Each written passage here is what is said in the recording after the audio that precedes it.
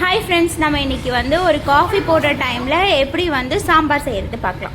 இதுக்கு தேவையான பொருட்கள் ஒரு 2 தக்காளி, 2 வெங்காயம், கொஞ்சம் பாசிப்பருப்பு, கொஞ்சமாக துவரம்பருப்பு எடுத்துக்கோங்க. அப்போ தான் கொஞ்சம் திக்காக வரும் சாம்பார். அப்புறம் வந்து கொஞ்சம் ஒரு 4 பல்லு பூண்டு.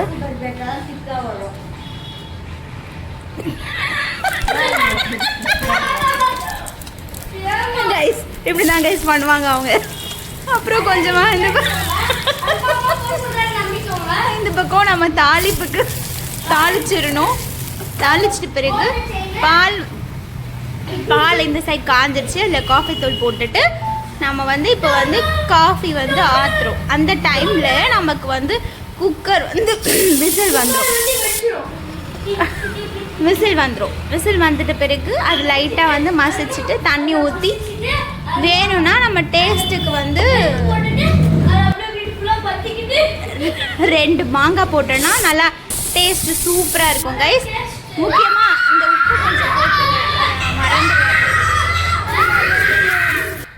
அவங்க வந்து கருப்பு படம் பார்த்து வந்து அந்த ஒரு வைப்ரேஷனில் இருக்காங்க கைஸ். அதெல்லாம் நீங்கள் காதில் வாங்கிக்காதீங்க. தோசையோடு இந்த சாம்பார் வச்சு சாப்பிடுங்க. பட் இந்த பருப்பு வந்து கொஞ்சம் மசிய மாட்டேங்குது. நீங்கள் நல்லா பருப்பு